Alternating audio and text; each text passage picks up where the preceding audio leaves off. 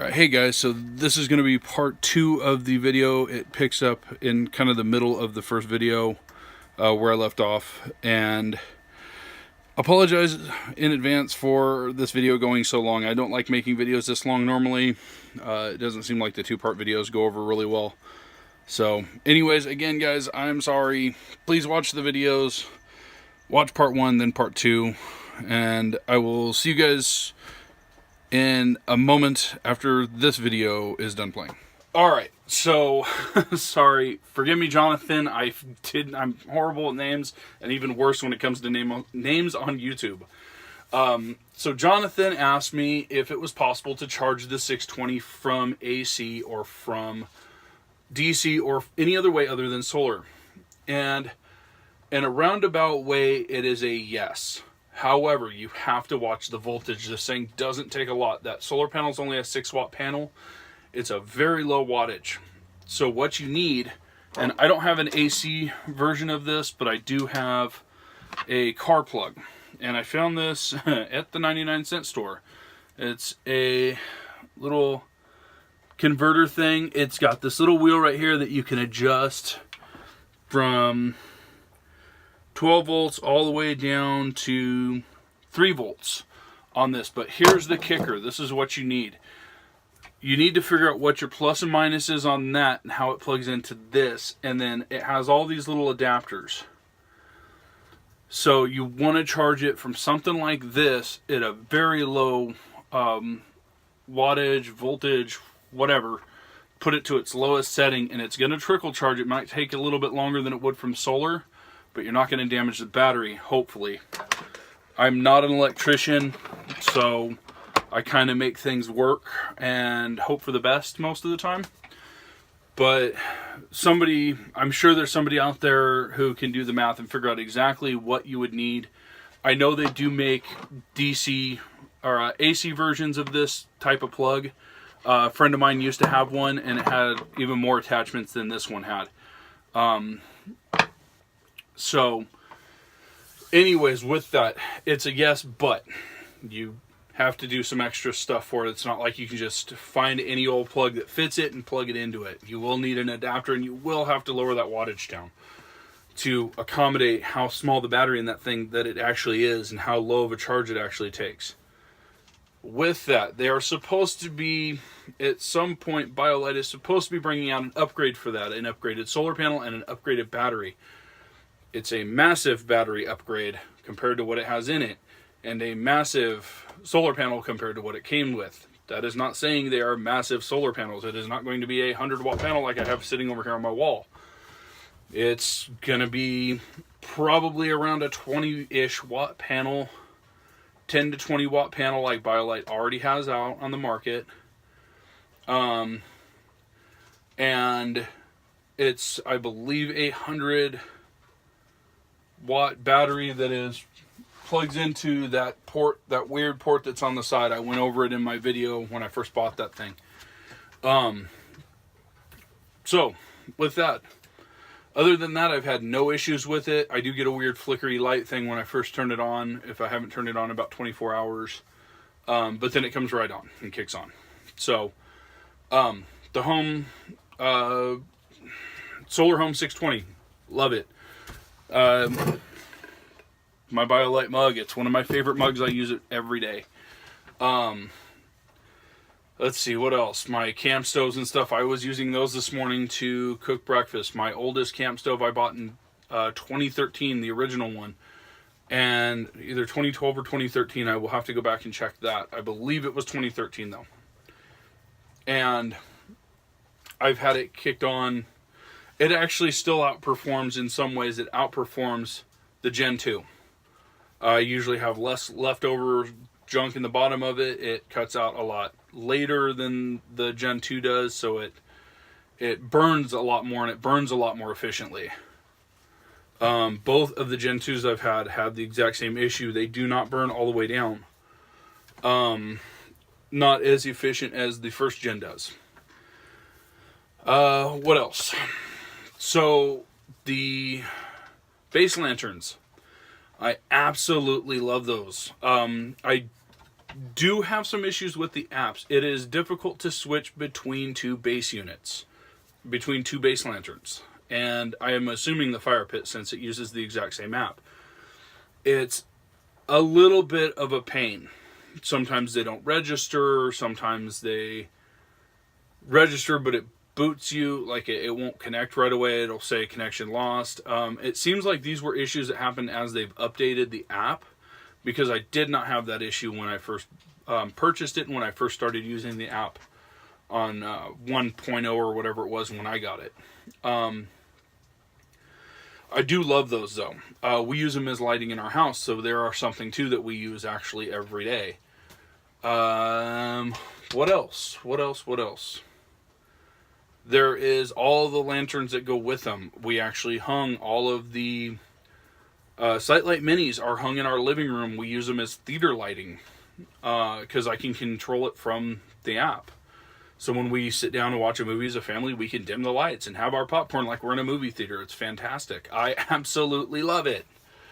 In our bedroom, we use the Sightlights XL we have the Sightlight, or the base lantern mounted on the wall, and we have the Sightlight XLs run across the ceiling, and to each side of our bed has one. With that is an issue unto itself, but it's not something I could do anything about. Not with the current base lantern. So Gen 2 base lantern, I would love to see Gen 2 base lanterns do a couple of extra things. One, I'd like the ports to be independent of each other, where you can control all three at once, or one or the other, because there would be three lights technically coming off of it, instead of just being able to have the ports go and the adjoining lights. I would love to see in the Gen 2 of the base lantern the ability to control LED colors in the sight lights. That would be cool as heck. Could you guys imagine that? You sit down and you're in your living room and you dim everything down to an orange or a red, or you're out camping and you brighten it up with flashing colors from all of them. Not just the base lanterns themselves, but everything changes colors. And maybe even independently of each other or dependently of each other. Whatever you want, that would be something cool as heck in the Gen 2 version of that thing. Now, I talk about the Gen 2 version. There's been no talk that I've heard of a Gen 2 coming out. But it was stuff that I would like to see eventually. That would be awesome. Let's see, the kettle charges. Those are hard to get a hold of now if you can find one. I like them. However, there is the issue of pouring out of them. I do not like the way they pour. They make a bloody mess. Whatever you're pouring the hot water into from a kettle charge, make sure it's got a big, wide open top.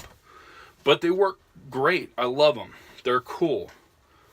I'm trying to think. I have a dry bag, which I have not tested, and I don't really want to test it unless I absolutely have to. Just for the fact that I don't want to accidentally ruin something. So, that's the only kind of like accessory thing other than the camp mug that I have. Charge 10. Charge 10 is one of my favorite little battery chargers from Biolite, from any of the companies. You guys, anybody who watches my videos, you guys know I have some of these from, a bunch of these from Goal Zero, and I have this one from Biolite. And I found a new issue with this. And it has to do with the lid. Now, don't get me wrong. I do like this thing, and it holds a charge. It's actually down one right now, if you guys can see. There we go. So, but the lid. You guys, where's the camera at? There it is. So the lid actually broke along a little tiny seam because this whole lid is rubber. And it's hard to see where the break is. But it's basically, you guys can see a little line there. I can see it on my camera, so I assume you guys can see it. And it goes over the little metal bar right there. And it's so thin right there that unfortunately they are prone to breaking. What this really needed was maybe a hard plastic lid with a washer inside of there.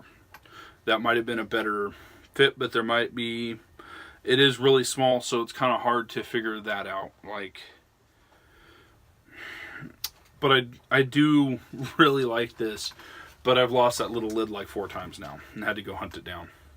So needless to say, this quit going with me to work and to other places, which sucks because with this lid, it keeps all the dust and crap out, and I work in a really dusty warehouse, and that actually really helped keep that clean.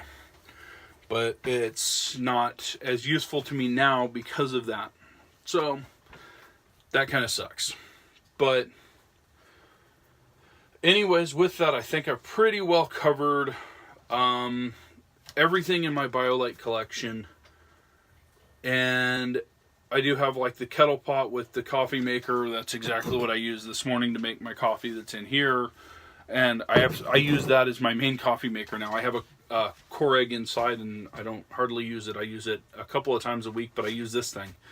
Not necessarily on a camp stove all the time, but I do use it just about every day. What else? I believe that is pretty much it. So now that we're getting into winter, I do want to start using the base camps or the camp stoves and the home stove more often. And with that will come some charging things. I do want to see if it's possible to charge an iPhone 7 Plus off of the home stove. I don't know that it is or not, but we'll find out. The sunlight, the Biolite sunlight, that is another little nifty thing that goes literally everywhere with me. I keep it in my backpack because it's so small, so compact. It doesn't add any extra weight to what I carry, to my EDC stuff that I have every day with me. And it gives me a great little light. I've actually ended up having to use it at work a few times. I really would like to get the new Biolite headlamp that's out, or is coming out. That would be really cool to have been one of the people who test it. I really love testing Biolite stuff and putting them to long-term tests. I'm not the kind of person that is going to test it for a weekend and never touch it again. This is all stuff I use literally every day. So, if you guys have questions about the length of time I've had something, or how much I've used it, or what it is that I use, leave me a comment and I will get back to you as quick as I can. I can do another video on times I've had stuff. That's going to take me some time to get some of it together, and some of it I'm not going to remember. I didn't buy anything I bought through REI. It dates everything for you on their online. So if you have a membership with them, but anything I have bought directly through Biolite, I'm not necessarily going to have all the information on that.